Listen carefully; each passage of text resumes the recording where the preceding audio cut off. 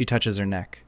You look at her, smile, take a confident step closer, absolutely sure of your own charm. And you make a fatal mistake. 99% of men interpret this gesture as an invitation, as a green light, as a silent call to act more decisively and take control. But at that very second, her brain is screaming for help. Today we are going to break down a gesture that men read with absolute, devastating precision. In reverse. We are used to thinking that a woman's body is an open book, written in large, perfectly clear letters. We assume that if she is smiling, everything is going according to plan. But we forget that this book is written in the language of evolution, not in the language of glossy magazines or dubious pickup artist forums.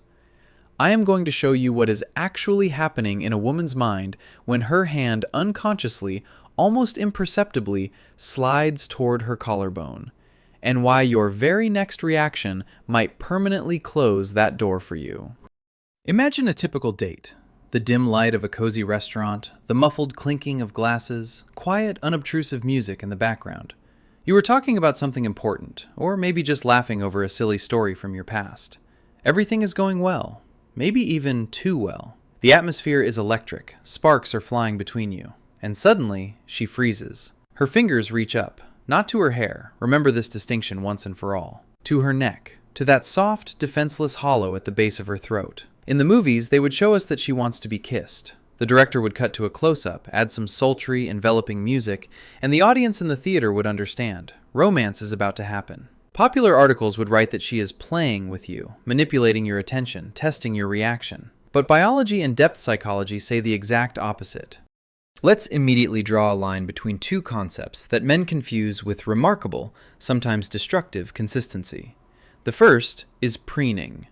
When a woman adjusts her curls, tosses her hair, exposing her neck and wrists, or smooths her clothes, this is a display. It is a signal. Look at me. I am open. I want to appeal to you. This is flirting in its pure, concentrated form. It is an expansion of territory, a presentation of herself to the world. In this moment, her shoulders are relaxed, her gaze is direct, and her movements are smooth and deliberate. The second is pacifying behavior, or self-soothing gestures. And touching the suprasternal notch is the absolute king of all self-soothing gestures in women. Nonverbal communication experts highlight this zone as one of the most highly indicative. This is not a game. This is emergency self-regulation. You tell a joke. She laughs. But her shoulders tense up just a fraction. Her chin drops by a millimeter, and her hand rests on the hollow between her collarbones. You think, oh, she's nervous because of my charm. I've got her. But her nervous system, at that very moment, is trying to save her from impending panic. You are reading the symptom, but completely ignoring the diagnosis. Why this specific spot? It is not an accident. It is not a fashionable habit or the result of watching some TV show. This is pure, unadulterated evolution, hardwired into our code at the DNA level. The suprasternal notch, or jugular notch, is the area where the collarbones part, leaving vital arteries and nerve plexuses without bony protection. In the wild, this is the most vulnerable spot on a mammal's body. Covering it with a hand, fingers, a necklace, or even the collar of a garment is an ancient instinct of self-preservation.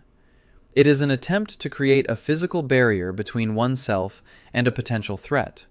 The neck is the bridge between the mind and the body, and when that bridge is under threat, the hand reaches for it automatically. But here, something more complex than just a reflexive defense comes into play. Beneath the skin, in this area, runs the vagus nerve, one of the most important and longest nerves in our body, directly connected to the parasympathetic nervous system. It is responsible for the rest and digest mode, for lowering the heart rate and returning the body to a state of calm. When a woman touches this area, she is unconsciously trying to lower her cortisol levels. Light, rhythmic pressure from her fingers on this point sends a mechanical signal to the brain. I am safe. Breathe. Calm your heartbeat. Regain control. This is a biological reset button, exactly like we rub our temples when we have a headache, clench our fists in stress, or hug ourselves when we are cold or scared. This is not a signal of seduction. It is a signal of internal conflict. And if you can understand why she became scared right there with you, at a moment when everything should be perfect, you will forever change your relationships with women. You will stop being a hunter who sees only prey and become someone who sees a living, breathing human being. The paradox of attraction lies in one cruel yet utterly truthful fact. The more interested a woman is in a man, the higher her baseline anxiety becomes. Does that sound illogical? Let's break it down with a concrete, real-life example. Imagine Anna. She is smart, beautiful, confident at work, easily leads negotiations, and makes tough decisions. But on a date with Dmitri, a man she is wildly attracted to, everything changes. If she didn't care, she would be relaxed. She would have nothing to lose. She could joke, touch his arm, laugh out loud, take up space, and completely own the situation. But Dmitri truly matters to her, and the stakes skyrocket. The fear of vulnerability kicks in. An endless, exhausting internal monologue starts running in her head. What if I said something wrong? What if he thinks I'm stupid or too clingy? What if this spark fades and he never texts me again? What if he is not who he seems and I make a mistake again? Choosing a partner is always a colossal risk. Evolutionarily, a woman evaluates not just physical attractiveness, but long-term safety. And when emotions run high, the body starts treacherously signaling danger, even if her rational mind is screaming, "Everything is great, enjoy the moment." This is where men make a classic survival error in dating, one that few people talk about openly. We frequently confuse the symptoms of anxiety with the symptoms of sexual arousal. Rapid breathing, slight flushing of the skin on the neck and chest, an elevated pulse, and yes, that very touch to the neck. Due to the excitation transfer effect, the male brain interprets this hormonal cocktail as, "She wants me. She is turned on. Time to make a move." But she doesn't want you in that moment, not in the way you think. She is afraid of losing control of the situation. She is afraid that you will see her real, vulnerable self without her protective masks and reject her. Her body is trying to cope with sensory overload, and you are interpreting it as an invitation to storm the castle. And now we arrive at the moment where everything falls apart, the point of no return. The man sees this gesture. He reads nervousness, and his instinct, fueled by false confidence and social conditioning that women love persistent men, tells him, "She is hesitating. I need to push. I need to close the distance. I need to act decisively while the window of opportunity is open." He leans in closer, invading her personal space. He drops his voice to an intimate whisper, but does it too abruptly, creating invisible pressure. He tries to take her hand, touches her waist, or makes a suggestive, slightly crude compliment. He thinks he is showing initiative, that he is leading the dance. In reality, he is shattering his partner's fragile psyche. For her, it looks completely different. She just showed you, albeit in the language of the body, that she needs a little air, a little space to cope with the overwhelming emotions. It was her silent request for a pause. And in that exact moment, you press forward. You confirm her deepest subconscious fear. He doesn't hear me. He doesn't feel me. He only sees his goal, his trophy. My feelings don't matter to him. In that split second, an invisible click happens. The trust that was being built all evening crumbles to dust. Her parasympathetic system fails, and the sympathetic nervous system kicks in. Fight or flight. She physically pulls away. Her smile becomes polite, strained, and cold. The date ends with a routine phrase like, "It was nice talking to you. I'll text you."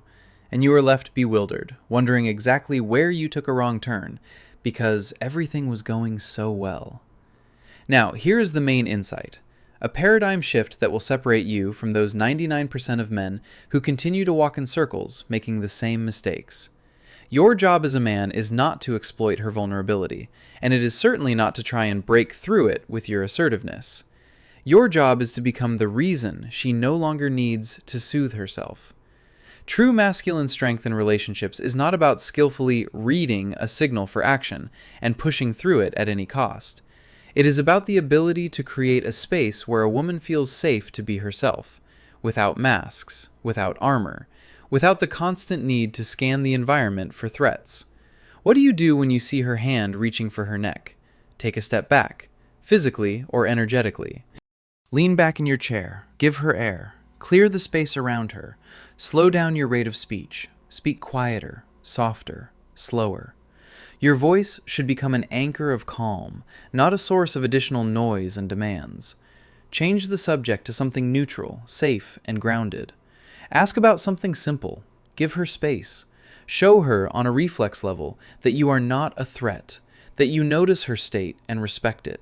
You can even say it out loud, softly, and with a warm smile. Hey, we are in no rush at all. Let's just take a breath and enjoy our coffee. This requires incredible awareness from you. Your instinct will scream, act, but your wisdom must say, wait. This pause is not weakness. It is the highest form of control over the situation.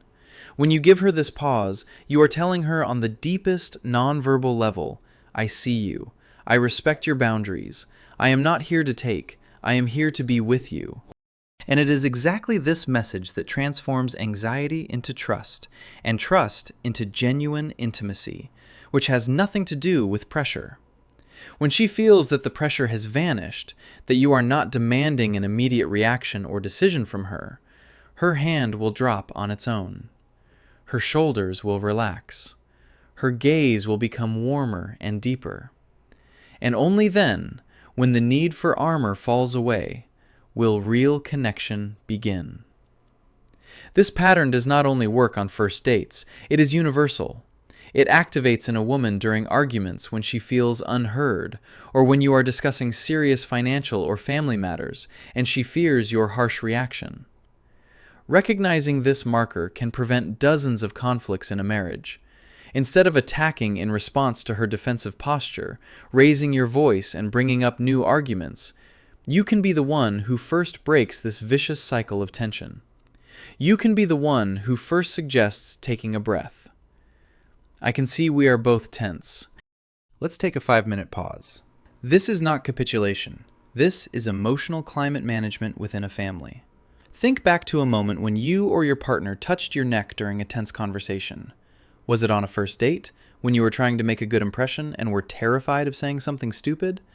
Or at the kitchen table during a serious argument when words were failing and your hands were searching for an anchor to keep from shouting? Write about it in the comments. Let's see how often we misread each other and how much we can fix simply by learning to see the invisible, hear the unspoken, and give each other the right to pause.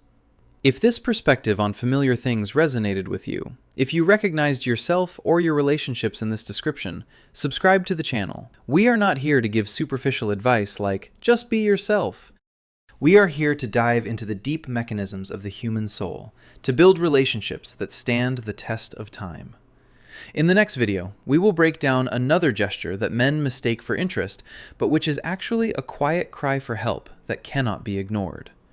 Until next time, and remember, sometimes the loudest signal is delivered in complete silence. And true strength is shown not by breaking down a wall, but by letting someone know the door was open all along.